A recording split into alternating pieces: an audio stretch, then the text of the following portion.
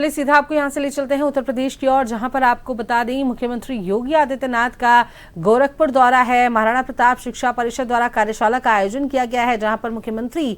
योगी शिरकत करने पहुंचे हैं। Representatives of the media and all present here today, on behalf of Mahayogi Gorakhnath University Gorakhpur, I extend my heartfelt welcome to all of you on this special event on Viksit Bharat, Viksit Uttar Pradesh Vision 2047. We are deeply honored by the gracious presence of our Honorable Chief Minister, whose visionary leadership has placed Uttar Pradesh firmly on the path of becoming strong, prosperous and self-reliant. Guided by the national vision of our Honorable Prime Minister Shri Narendra Modi ji for developed India by 2047, Uttar Pradesh is scripting a bold and comprehensive roadmap of growth, ensuring that progress touches every citizen, every community. Under your dynamic guidance, Maharaj ji, the state is witnessing historic strides across all 12 sectors, and these are agriculture and allied, industry and investment, infrastructure, human resource, health, social security, law and order, tourism and culture, environment, finance, governance, security and administration. The government's vision is centered on three guiding themes: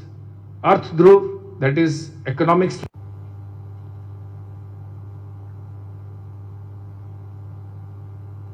संगोष्ठी में उपस्थित मदन मोहन मालवीय प्रौद्योगिकी विश्वविद्यालय के कुलपति professor Jayaprakash Saini ji, Deendayal Upadhyay Gorakhpur विश्वविद्यालय के कुलपति प्रोफेसर पूनम टंडन जी, मां पाटेश्वरी विश्वविद्यालय बलरामपुर तुलसीपुर प्रोफेसर रविशंकर जी,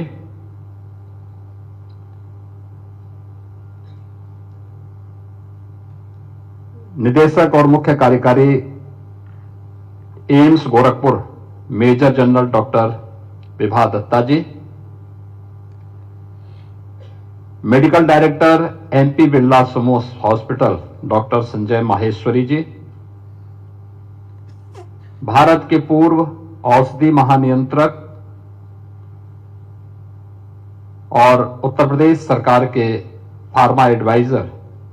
डॉक्टर जीएन सिंह जी, उत्तर प्रदेश सरकार के economic adviser doctor KB Raju ji, Mahayogi Gorakhnath विश्वविद्यालय के कुलपति doctor Surendra Singh ji, BRD medical college के प्रधानाचार्य doctor Ram Kumar ji, Guru Gorakhnath medical college hospital and research centre के प्रधानाचार्य डॉक्टर अनुराग श्रीवास्तव जी, आज के इस महत्वपूर्ण संगोष्ठी में उपस्थित गोरखपुर के विभिन्न अलग अलग क्षेत्रों में नेतृत्व प्रदान करने वाले अकादमिक संस्थाओं में, स्वास्थ्य के क्षेत्र में, इंडस्ट्री के क्षेत्र में, कॉमर्स के क्षेत्र में और अलग अलग क्षेत्रों में नेतृत्व प्रदान करने वाले हमारे सभी यहां पर उपस्थित महानुभाव, महायोगी गोरखनाथ विश्वविद्यालय के सभी आचार्यगण और यहां के सभी युवा उत्साही हमारे छात्र छात्राएं, आज पितृ विसर्जन का पावन पर्व भी है। पितृ विसर्जन अपने पूर्वजों के प्रति कृतज्ञता ज्ञापित करने का, और मुझे प्रसन्नता है कि हमारे भारत की परंपरा में यह मान्यता है कि जिसके प्रति हम कृतज्ञता ज्ञापित करते हो, आभार व्यक्त करते हैं, तो उसके अनुरूप बनने का प्रयास, उनका जो सपना है उनका जो संकल्प है हम उसके अनुरूप अपने आप को बना सकें। हमारे पूर्वजों ने देश की आजादी के लिए अपना सब कुछ समर्पित किया और उनका सपना था भारत दुनिया की एक ताकत बने। और पितृ विसर्जन के अवसर पर हम सब विकसित भारत और विकसित उत्तर प्रदेश की संगोष्ठी का हिस्सा बन रहे हैं। तो अपने पूर्वजों के प्रति इससे बड़ी श्रद्धांजलि और इससे बड़ा नमन दूसरा नहीं हो सकता है। मैं इसके लिए आयोजकों को सबसे पहले हृदय से धन्यवाद देता हूं कि उन्होंने इस संगोष्ठी के लिए विश्वविद्यालय और गोरखपुर के सभी प्रमुख अकादमिक संस्थाओं को आमंत्रित करके इस कार्यक्रम को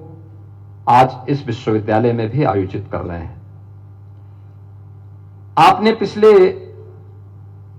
कुछ दिनों से बात सुनी होगी, हम लोगों ने अचानक मैंने अगस्त प्रथम सप्ताह में उत्तर प्रदेश विधानसभा और विधान परिषद में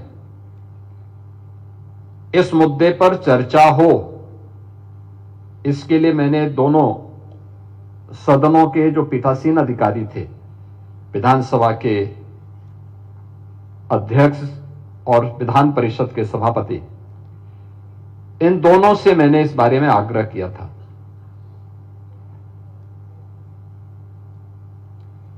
उन्होंने कहा कि अच्छा हो सकता है तो अच्छा होगा अगर सदन में चर्चा हो। मेरे मन में एक बात थी कि प्रधानमंत्री जी ने 2022 में देशवासियों से कहा था कि हम देश की आजादी के 75 वर्ष पूरा कर रहे हैं, देश की आजादी का अमृत महोत्सव वर्ष हम मना रहे हैं, लेकिन 2047 जब ये देश अपनी आजादी के शताब्दी महोत्सव मना रहा होगा, हो सकता है उस समय बहुत सारे लोग न हो, लेकिन जो पीढ़ी आएगी वह हम सब को स्मरण कर सके कि हमारे पूर्वजों ने हमारे लिए एक ऐसा भारत बनाया है जो भारत हम सब की आशाओं के अनुरूप है, हमारी आकांक्षाओं की पूर्ति कर रहा है। उस भारत के निर्माण के लिए उस समय जो बातें प्रधानमंत्री जी ने कही थी, विकसित भारत की संकल्पना को आगे बढ़ाने के लिए कि हर भारतीय को विकसित भारत के लिए क्या करना होगा, पंच प्रण के साथ आगे बढ़ना होगा। ये पंच प्रण, उन्होंने कहा कि गुलामी के अंशों को सर्वथा समाप्त करना, गुलामी की मानसिकता को समाप्त करना। गुलामी के अंशों का मतलब गुलामी की मानसिकता को, अपने अंदर की हीन भावना को दूर करना, विरासत का सम्मान करना, अपने पूर्वजों की परंपरा पर गौरव की अनुभूति करना,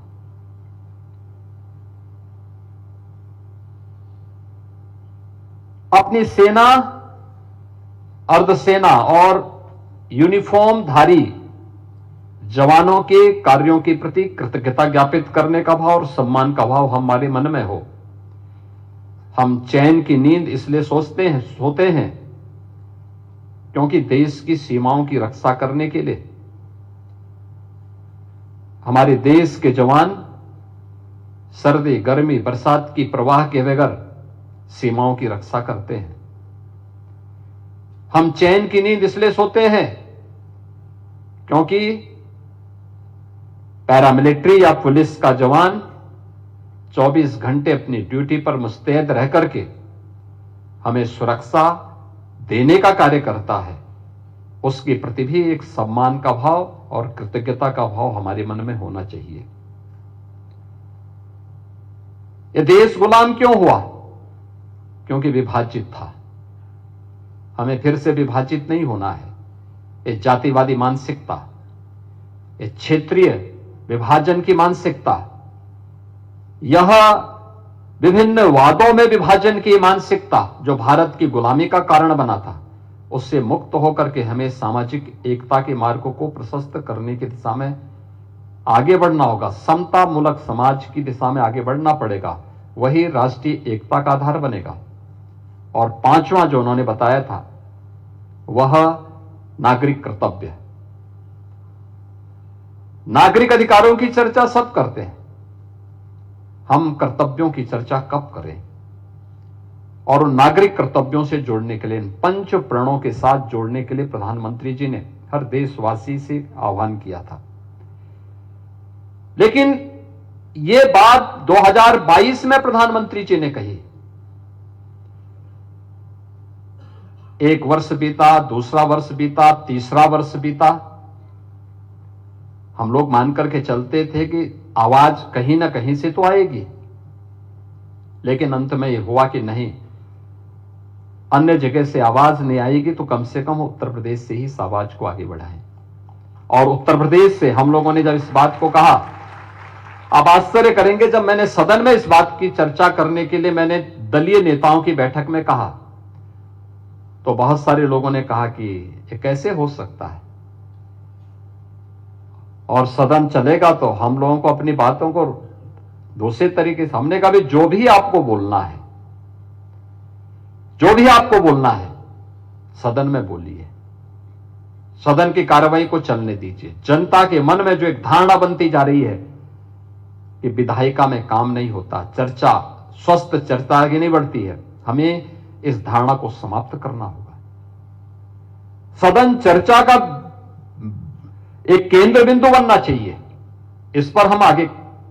पर ही हम चर्चा को आगे बढ़ाएं। तो पहले सहमति नहीं हो रही थी, मैंने कहा भी देखो, मैं चाहता हूं कि चर्चा केवल दिन में ही नहीं होनी है, एक बार जब चर्चा प्रारंभ हो तो लगातार चर्चा हो और प्रयास हो कि 24 घंटे तक सदन चले, रात्रि हो दिन हो। और मुझे आश्चर्य हुआ कि उस समय सबने फिर हामी भरी। मुझे इस बात का संकोच था कि अक्सर होता है कि सदन जब शुरू होता है भीड़ होती है, सभी सदस्य सदन में मौजूद होते हैं, लेकिन धीरे धीरे करके फिर सदन में संख्या कम होती जाती है और अंत तक देखते हैं कि बहुत कम संख्या में सदस्य बचे रह पाते हैं। लेकिन जब विकसित उत्तर प्रदेश के मुद्दे पर चर्चा प्रारंभ हुई तो मैं देर रात्रि में 11 बजे जब सदन में देखने के लिए गया कि क्या स्थिति है, आप आश्चर्य करेंगे कि तब भी उत्तर प्रदेश विधानसभा में 403 विधायकों में से लगभग 300 से ऊपर सदस्य वहां मौजूद थे और विधान परिषद में 100 में से 70-80 विधान परिषद सदस्य सदन में मौजूद होकर के उस चर्चा में अपनी अपनी बातों को रख रहे थे। विधानसभा में 190 सदस्यों ने अपनी बात को रखा, विधान परिषद में भी लगभग 70 से ऊपर सदस्यों ने अपनी बात को रखा। और जिन लोगों को मौका नहीं मिल पाया वे लोग इस बात के लिए नाराज हो रहे थे कि साहब हमें अपनी बात को रखने का अवसर नहीं मिल पाया। यानी चर्चा आगे बढ़ सकती है, जहां हम मानते थे कि नहीं हो रहा है वहां भी चर्चा हो रही है। तो हम लोगों ने उसी चर्चा को आगे बढ़ाने के लिए इस कार्यक्रम को प्रदेश भर में फिर 300 से अधिक ऐसे इंटेलेक्चुअल को, जिसमें अवकाश प्राप्त मुख्य सचिव, अपर मुख्य सचिव, प्रमुख सचिव, अवकाश प्राप्त कुलपतिगण, शिक्षाविद, वैज्ञानिक, अलग अलग क्षेत्र से जुड़े हुए विशेषज्ञों की एक टीम उत्तर प्रदेश के अंदर हम लोगों ने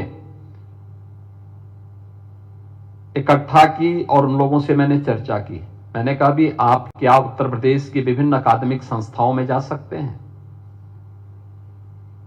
आज की पीढ़ी को क्या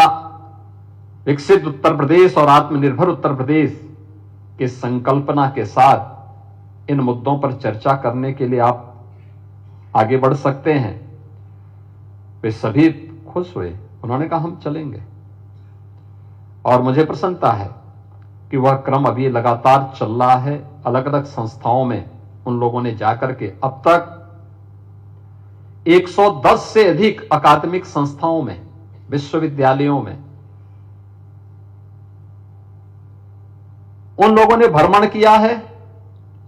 और वे टीमें अलग अलग जगह जाकर के इन मुद्दों पर न केवल जनता से संवाद बना रही हैं, बल्कि अलग अलग सेक्टर से जुड़े हुए